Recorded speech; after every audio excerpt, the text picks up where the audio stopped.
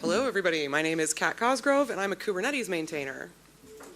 And my name is Jeremy Rickard, and I am also a Kubernetes maintainer, and I'm a member of the Kubernetes and CNCF Code of Conduct committees. So the last talk was great, and I was pleasantly surprised to have that as a lead into this. I think one of the great things about open source can be community, and you'll find a lot of people come to projects to work on interesting problems, solve their own issues, but they end up staying around because they find a sense of community and there's a lot of belonging. But that can also go the other way. We can end up in situations where people are driven away from a community because of actions from users. They can totally burn you out and kill you. But also maintainers can fight against other maintainers, or maintainers and contributors. We can find a lot of friction, and unfortunately, like anything in life, conflict is pretty much unavoidable. The one thing we can do, though, is control how we're going to respond to that conflict, and responding badly isn't something that's necessarily a given. And as we're thinking about these interactions, we should foster inclusivity and openness. And really, as maintainers of the projects, we're going to be held to a higher standard because we have that kind of responsibility to ensure that projects are successful. So that's what we're going to talk about today. We heard from the maintainer side towards users, and that totally happens. You get a lot of negativity from users that are not happy with your decisions. But how we respond to those things is totally in our control, and that's what we're going to focus on today. Before we dive into that, though, we're going to go through a little bit of background just to set some context and have some shared terminology. So the first one is a code of conduct. When a project approaches any kind of large size, it's generally a good idea to have a code of conduct, which is going to be a set of rules or norms that are really going to govern participation in the project. In a project, there's going to be multiple roles. Maintainers, we heard about that. Contributors are another category. They're not necessarily the trustees or the stewards like the maintainer is. They're driving the project. A contributor could be somebody that has a single thing they want to fix. They open a pull request to fix a bug. They could be reoccurring contributors, but they don't have that overall responsibility for the direction of the project. And then finally, you've got the users, primarily going to be consumers of that source code or that project, but they're definitely a part of the project itself. Okay, so we have those different roles. A contributor ladder is going to help you define how to move from those roles. So opening a pull request, is going to move you up into a contributor. But moving to maintainer or some level in between that is really going to come down to a set of distinct roles within that project and responsibilities for each one of those roles, and then a set of requirements to move up between each one of those levels. That should be pretty well defined for a project. Okay, and then the last concept we want to talk about is something we call the missing stair.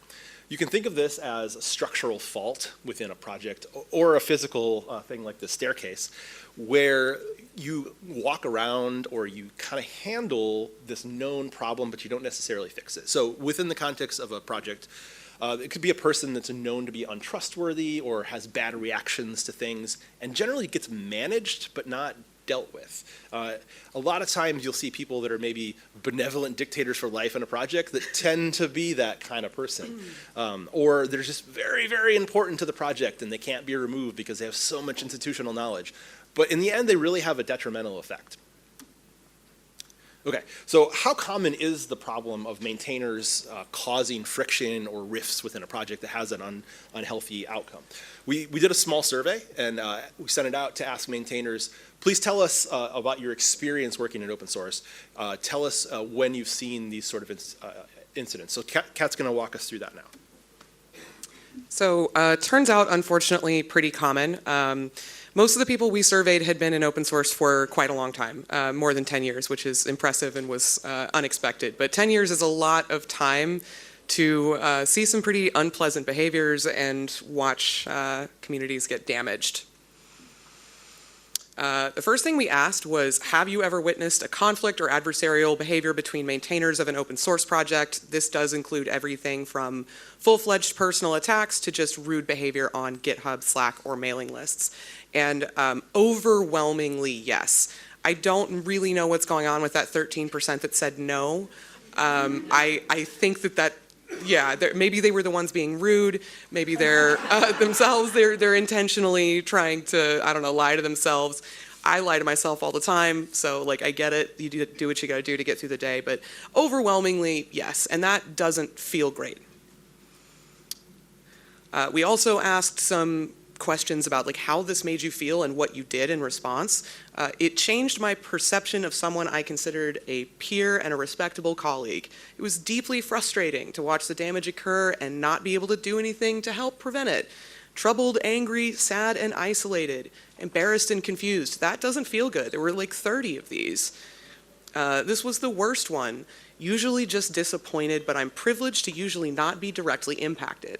I regularly worry about more directly impacted folks' well-being and careers. Increasingly commonly, I fear for somebody's physical safety. Open source is not that serious, y'all. I'm sad when I see events lead to somebody disappearing from an OSS community and tech completely because they felt that that was their best option. That should be painful for any of us to read in an open source community, and also, unfortunately, familiar. So, did seeing that drama impact whether or not you contributed to that area of the project or that project? Again, overwhelmingly yes. Some of the 25% that said no didn't have a choice, which is also not good. So why or why not? I do not wish to be involved in projects where the maintainers are obviously capricious, engaging in harassment of women and minorities. I don't want to be part of a community that tolerates this sort of behavior, even in an area I don't work. It has a negative impact on my mental health. I was committed to getting the project out of the hole it dug itself into. That sucks to read, you know? And has conflict between maintainers of a project you already participate in ever led you to question your continued involvement in the project? Another overwhelmingly yes, people thinking about leaving projects, like actual tangible evidence of maintainers being crappy to each other in public, damaging your contributor pipeline. So why'd you leave or stay? The project was closely related to my work, so I had to continue working on it. That's a burnout recipe. I left, no time for egoism, when everyone's working for free on the cheap. We are mostly doing this for free. Stayed only because communication is hard and being in an underrepresented group would allow that to continue, where advocating for less conflict would hopefully be demonstrated. And I left. Although the problem space was interesting, there's lots of interesting problems out in the world where people aren't abusive. People will leave your project and go find somewhere more cool. They will just do that. You are not that special. So we have those answers. Next, one of the questions we asked was to provide us evidence or examples of where you'd seen this. So we've curated a small set here to kind of walk through and illustrate some of these problems. And we had to down select just for time. So we kind of found 4 common scenarios that were a thread throughout this. The first is maintainer on maintainer violence, where people are arguing and just having lots of interpersonal issues. The second was inaction or avoidance of making decisions on the part of maintainers, which is totally a thing that can have its place, but you got to consider the ramifications or the impacts on people that you're trying to grow or for the long-term health of the project. Maintainers versus users or contributors. And then finally, unequal code of conduct enforcement or the appearance of unequal code of conduct enforcement. That just sets another stage for not having an equitable outcome or experience within the project. Okay, so we're going to walk through these examples, and we're going to go back and forth for dramatic effect. So this is a screenshot from a Kubeflow PR. Name: in what universe was this PR ready to merge? Please do not merge significant changes without actually reviewing the content. There are multiple glaring issues with this PR, ranging from dead links to a near complete lack of important information for the user. Put yourself in the shoes of someone trying to install Kubeflow pipelines. Would this page be helpful in its current state? Now, whether or not those criticisms are valid is entirely irrelevant. You cannot interact with your contributors like that. You can't interact with other maintainers like that. Do not talk to people that way. This is absolutely wild, and it immediately had ramifications because the approver in question immediately quit and opened a PR to revoke his own permissions. That's not what we want to see, especially not in small open source projects. The end of the rope in public, no. But what actually happened? So a contributor opened a PR to update instructions for installing Kubeflow pipeline. It was fine. There weren't actually those significant problems with it. It was very quickly approved by a Kubeflow approver, and then that maintainer responded with that super demanding, super aggressive review, frankly insulting, and the approver rage quit and opened an issue to revoke his own permissions. And that, come on, you know? People were upset immediately. A bunch of people were trying to beg him to stay. He did end up staying, but that maintainer is still around. And that alienated the contributor that opened the PR, the longtime approver, and absolutely anybody watching the interaction. It made the whole project look messy and unstable. So don't be rude.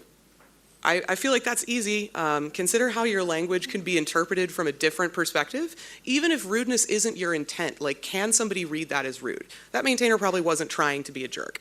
And codes of conduct often require that you treat your peers with kindness and respect, so make sure that when you're interacting on a PR, you're not accidentally doing a code of conduct violation. All right. So next we've got an example of inactivity or inaction on the part of maintainers that have a long-term effect. So in this case, we've got a pull request that was open to promote somebody that was a regular contributor to an approver within SIG node, which is a pretty important SIG within Kubernetes. Kind of core stuff, kubelet, the things that run on the node. A lot of complicated code, so it takes a lot of knowledge, and it takes time to build these folks up. And we can see this was opened in June of 2021. But not merged. It's got the big red closed, sad state there. And it was actually locked in 2022. So what happened in this time frame? That seems like a pretty extended period of time to promote someone. So again, we've got the issue that opens in June of 2021. In January, by that point, there was a number of +1s from almost everybody responsible for the SIG. However, they hadn't gotten final approval from the SIG chairs that need to approve that. The steering committee for Kubernetes is responsible for the overall direction of the project, and someone pinged on the issue and said, hey, can you either approve this or disapprove this? Like, give us a thumbs up or down. And the response was, well, we don't actually have well-documented criteria for this. There was criteria, and there was a PR checklist, and the things that were in that PR checklist were checked off. But they decided they needed to come back with a more thorough contributor ladder to show how to go within those. So fast forward to April, and there's still no contributor ladder. So that's 3 more months that have elapsed with nothing happening. Finally, in June, another few months after that, the contributor ladder PR is opened. That's great, and it gets merged in July, only a few days later. But nothing happens between July and November when the original person that opened the issue finally says, I don't want this anymore. I just don't have the space for this. There's some contentious replies, and then finally the issue gets locked because we're having some unfriendly disagreements. So what was the impact from this? And I took this from the comment saying that I wasn't interested anymore. And the thing that I found most disappointing in this was I found it increasingly difficult to feel excited about working in a SIG with a contributor ladder whose bar was repeatedly moved. This is a really important SIG that needs a lot of help, and we basically shut someone out from wanting to contribute inside of that. I find myself wanting to prioritize work on other areas of the project that are open to and welcoming to new contributors, encouraging their growth, and accepting new leaders. That's really, really difficult to see in the context of this, in an area that needs a lot of help.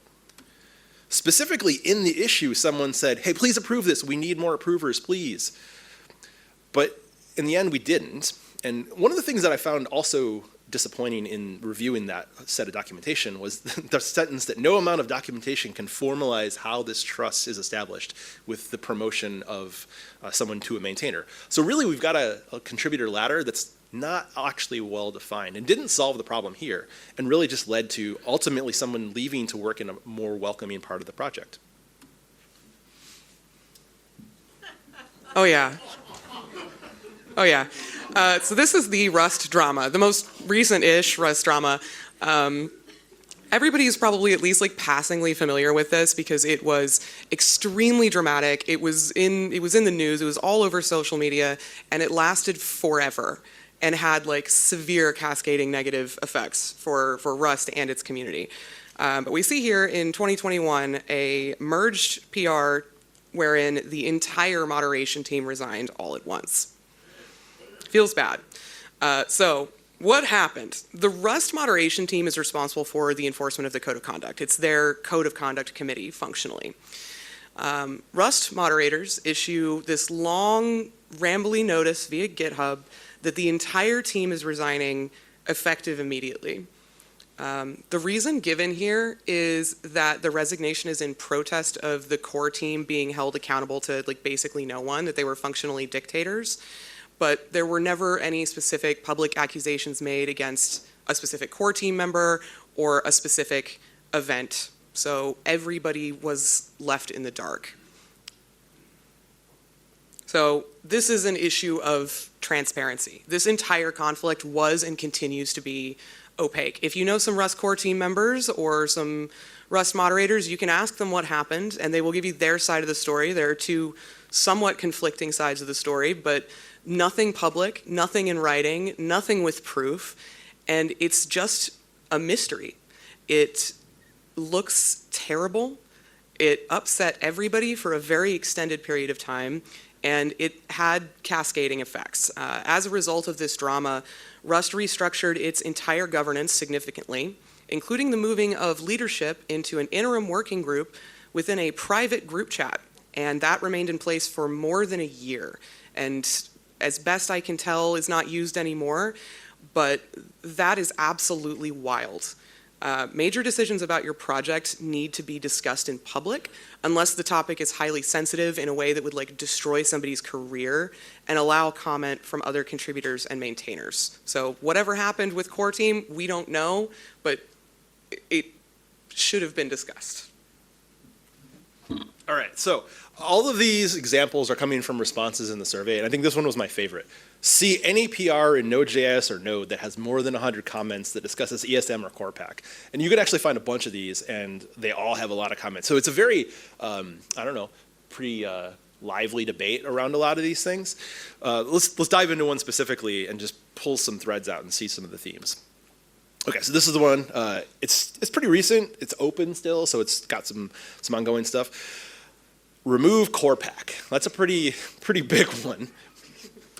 And as we're digging through this, there's a lot of like debates about the technical merits and what's things. Maybe this is a security problem or not. But what it really boils down to is a disagreement between people. We see some hard feelings from people trying to make this change. I'm sorry if my contributions are a bother to you. It's not a great way to respond, but also you probably understand where they're coming from when you see some more things inside of here. Maybe it would be an effective way to focus on the enforcement of the TSC decision in 2021. This is from 2024 too, so we've got some time there. It's often been the case that conversation has grown fruitless, repetitive, and toxic on some topic, but we only vote when we absolutely have to approach results in the TSC returning the discussion to GitHub week after week. Weeks turn into months and people burn out. That's an unfortunate thing to see. And again, these are all from that same issue. On the other side, forgive me for the strong position here, but by not deciding and arguing with each other, we are definitely showing our worst side. I think that people from the outside perceive that we are unable to decide, and thus our function as technical guidance is totally impaired. That's a pretty negative opinion to have of the group that's supposed to be leading and making decisions for that project long term. Since this PR is getting a lot of traction on social media, YouTube, and blog posts, I'm locking it for collaborators to prevent the place from becoming an off-topic nightmare. This just feels like a very unhealthy place to be, and this is not uncommon of other things within Node.js and NPM. What's the impact of all of this? Well, obviously people are getting burned out. We saw that in a comment before, and I thought this really summarized it pretty well.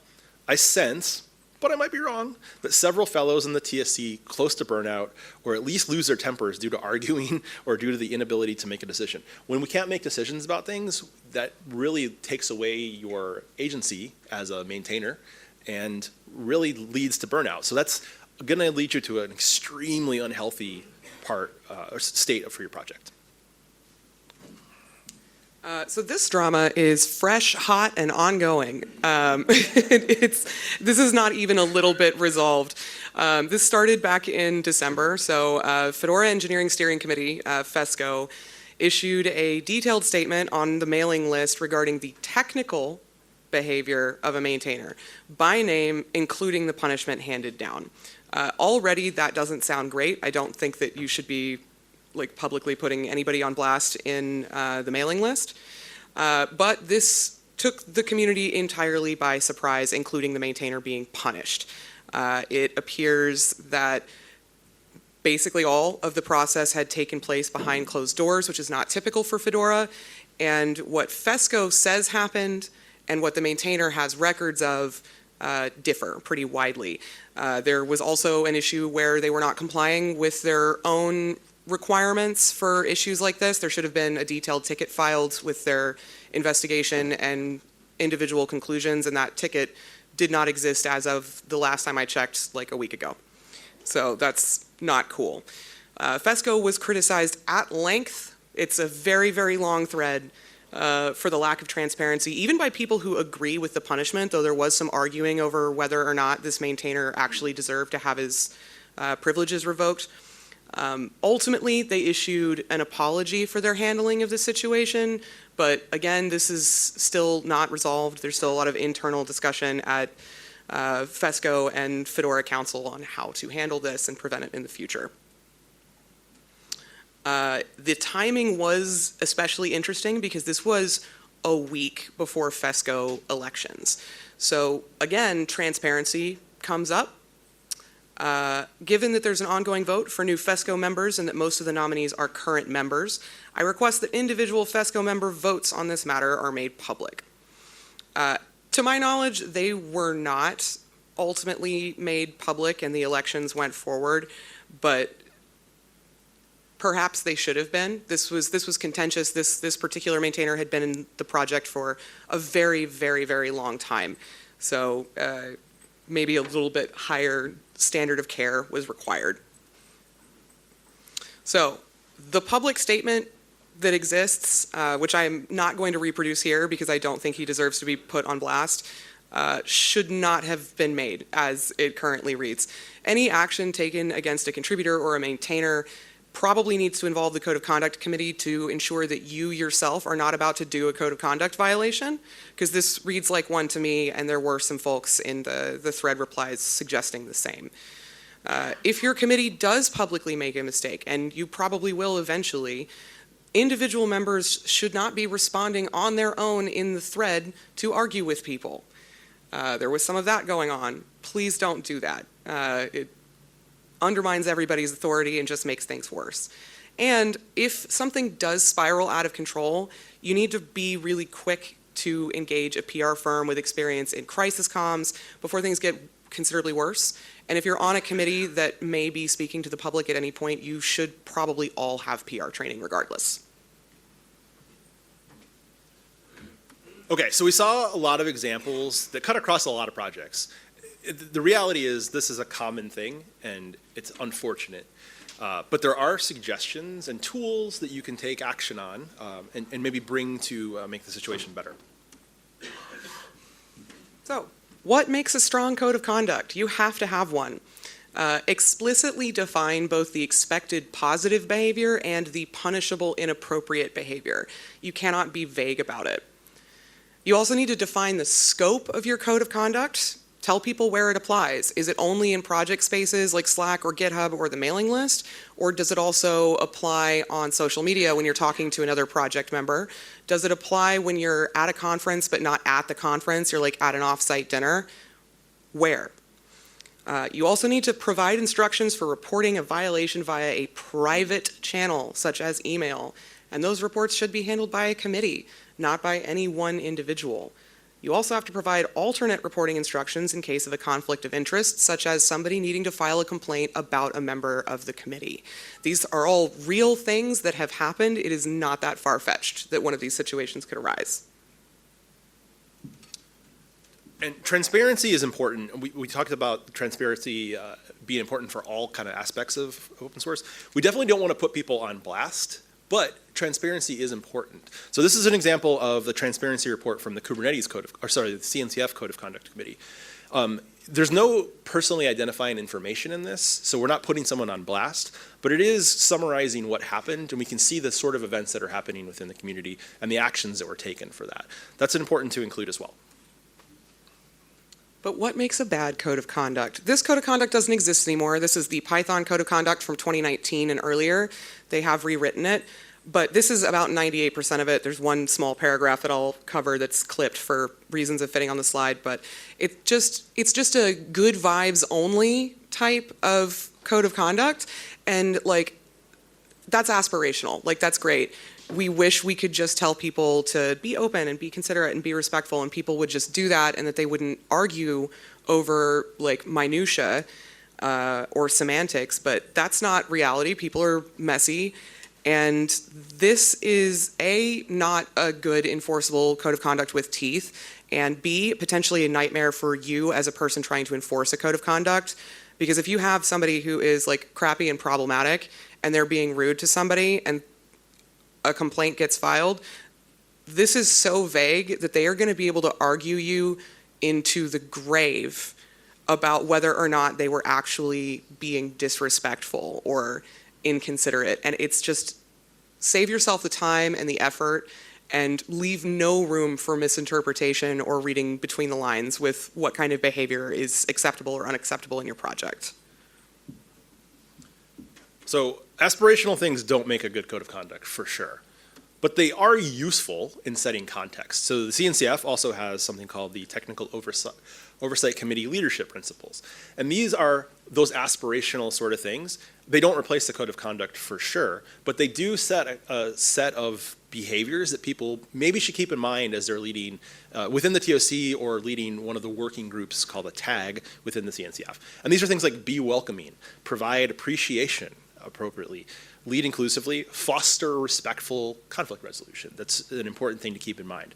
And I think we find that a lot of things that get reported to us don't necessarily rise to the extent of violating the code of conduct, but they definitely are not in line with the leadership principles. So these serve as a good reminder to give to folks to say, hey, your behavior is not great. You should probably think about your interactions with folks, and this is a good set of things to share with them.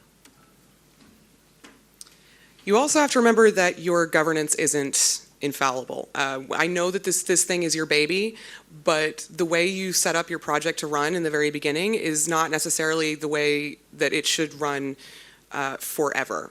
So sometimes an issue can arise that makes it very clear that current governance policy or people involved is completely inadequate, and you have to be willing to change it. Your charter needs to include specific, explicit provisions for very worst case scenarios like removal of a member for a code of conduct violation or for inactivity, or the complete dissolution of a committee if you have to. Do not assume that an implication or a logical conclusion is sufficient. Spell it out for the same reasons with the code of conduct. You don't want to have to get into a protracted argument with somebody.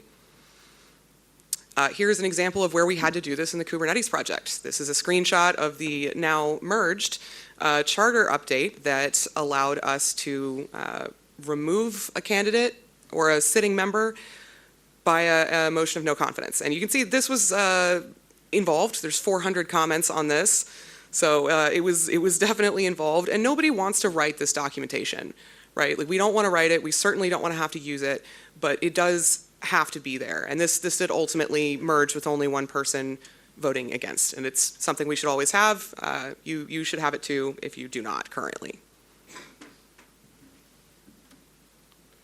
Okay, so there are some other resources out there for you. We'll start with the Linux Foundation has an inclusive OSS community orientation training. And it's really about how to participate and behave, really, in these communities in an inclusive way. From a code of conduct standpoint, I really personally recommend this code of conduct training from otter.technology. It really focuses on enforcement of the code of conduct, discussing what potential remedies are available, and most importantly, it has some role playing built into it to give you that kind of experience, because if you've never had to do any of these things, it is uncomfortable to discuss behavior with people and follow through on some of the actions that you have to take. And this is a really, really valuable thing. We did it as part of the CNCF committee onboarding. Consent Academy has a similar offering that's pretty good. And then I personally like this book, Working in Public by Nadia Iqbal. It's really good overview of just open source in general. And there's a really good section on maintaining and maintainers inside of it. Do y'all like reading other people's drama that's not yours? Excellent. So we've included the PRs and various mailing list links for every single piece of drama we talked about here. So don't worry, these slides are at bit.ly/open source drama, and all of these links are clickable. So yeah, if you like other people's drama that is not going to get on you, we got some light reading available for you. Thank you.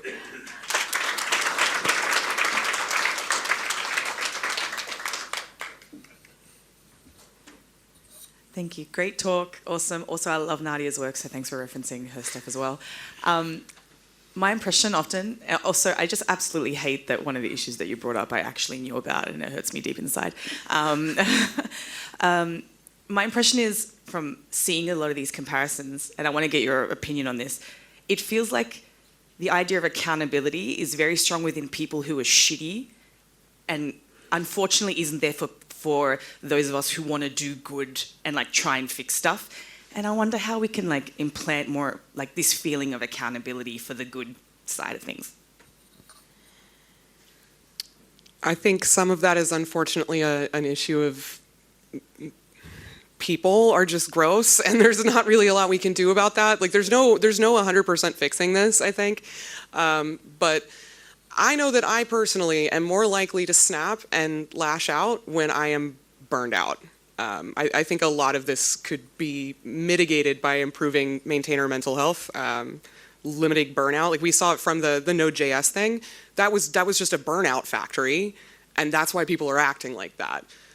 They're burnt out and snappy. So do less work. We actually had a slide that we cut. Why are we like this? And Yeah.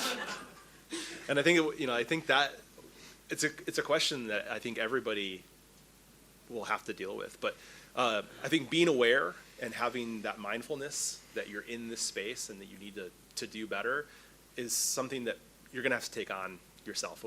There's no button that we can push to instill that. Hi. I've got a friend in North Carolina who runs a biodiesel cooperative. And he says that in the cooperative, you've got these sort of right-wing Branch Davidian types who are thinking the end of the world's going to come. And you've also got sort of left-wing green types who want to do the right thing for the planet. And he says as long as they only talk about biodiesel, they get on absolutely fine. Yeah. But when they go anywhere else, they get into trouble. And I just wonder what your feelings are about how do you keep, in an increasingly polarized world, your personal or political or whatever away from just the code and the project and what we're trying to do? I don't. I don't. I absolutely don't keep any aspect of my identity or my politics out of my job in open source. It's part of who I am, and there are some types of people that I would not work with because of their beliefs. I don't think that we do anybody a favor by hiding who we are, and I personally am not going to make myself smaller for the comfort of people who suck.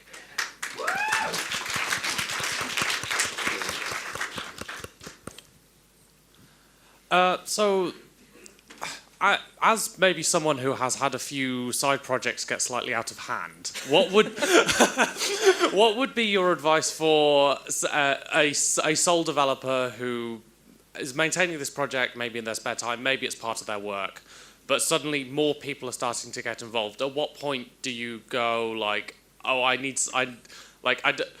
it's happened to me where I go, oh, I don't know how to deal with this now. There's too many people involved now. What do I do then? I think an important one there is to prioritize your space and your mental health. Definitely, that's another way to burn yourself out super quickly. an important thing, one resource I think for that is probably to rely on your network and talk to other maintainers and understand how they're doing that. Definitely look for more help too. That's always look to grow other people to help on those projects if you're getting a lot of that. It's not an easy thing to do for sure. Hi, I like your point about not making yourself smaller. Sometimes some of us do need to make ourselves smaller, depending on where we're coming from, and I know that sometimes that's me.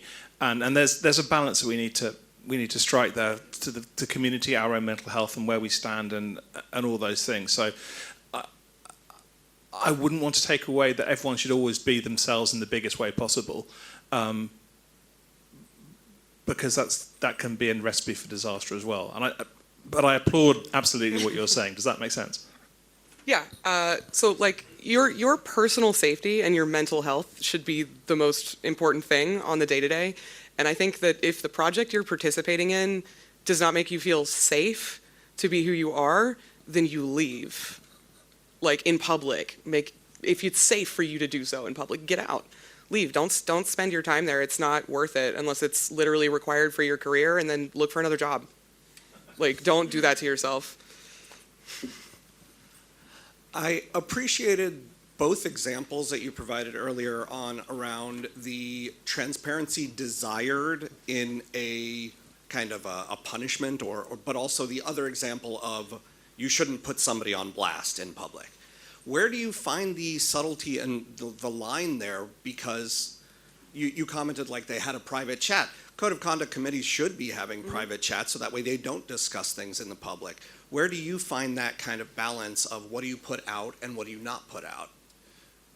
Yeah, I think the important thing to consider, what Kat mentioned about transparency, when it's going to involve sensitive issues like that, that's when it's important to step back and do those things in private and those kind of deliberations. Major drivers for the project or big changes that are going to happen, those definitely need to be done in public. I think the major, deciding factor is going to come down to considering the parties involved, and definitely I think with a conduct violation, sharing the reporter is definitely a no-no. Like, we're not going to do that. Sharing the reported person also isn't really going to bias a lot. There's no like repairing anything that comes from that. It's not restorative really in any way. For really major things, maybe you're going to remove somebody from a steering committee. Like, that's a public thing, and that has to kind of be known. A maintainer within a project that acted shitty in comments, that's probably not something that will benefit the project long term to put them on blast. So it's a judgment call. I think there's no black and white what we're going to do for that, unfortunately. So plenty of OSS projects have benevolent dictators for life. And they might have their COCs and whatnot and governance, but we've seen a lot of drama recently, certainly around WordPress, where those benevolent dictators who might not have been benevolent, but are showing their true colors. How do you, as a creator, founder, and kind of like the instigator of OSS, how do you code against yourself in that kind of instance? I personally do not enjoy working or doing labor, so what? So I think we should always be looking to replace ourselves. Like, I want to eventually stop doing whatever governance positions I have, get a different one, and put somebody else in my place. And I think the same thing should go for a BDFL. There should not be a BDFL. We did consider including the WordPress drama in this, but it was so messy and it was like an absolute rat's nest to unravel, and there was just so much of it that it would have taken up half the talk just to try to contextualize it. Be looking to replace yourself. You should not be writing yourself in king of open source as a job title. That's a sweet job title for sure. But, yeah. I think you should strive for not having a BFDL. It's just not a healthy thing long term.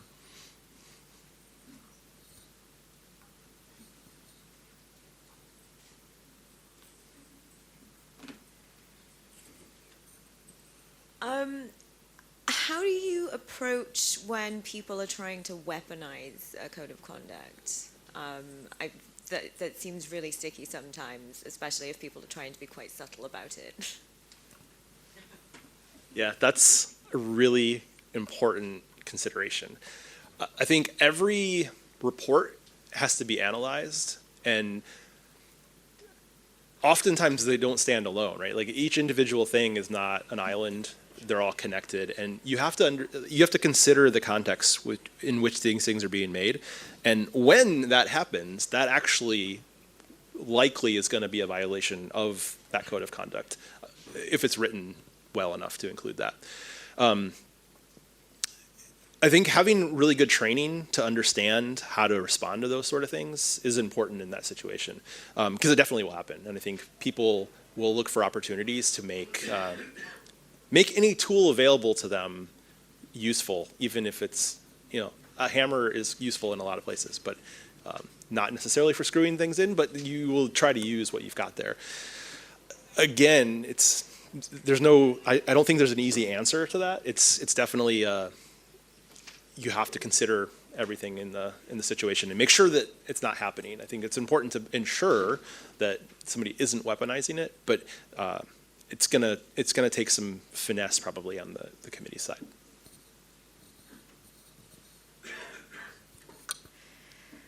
So in the context of not putting too much labor on maintainers who have other things to do, what do you suggest when you're dealing with someone who's maybe not at the extent where they're completely toxic and you're, dropping them completely, not worrying about it, but is just a punishment enough in terms of education and teaching people, not just telling people what they did wrong, but here's how to do better and be better?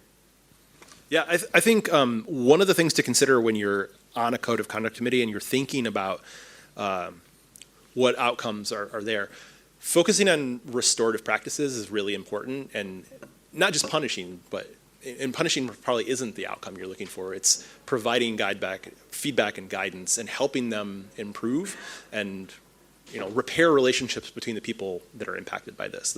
That's really the driving factor.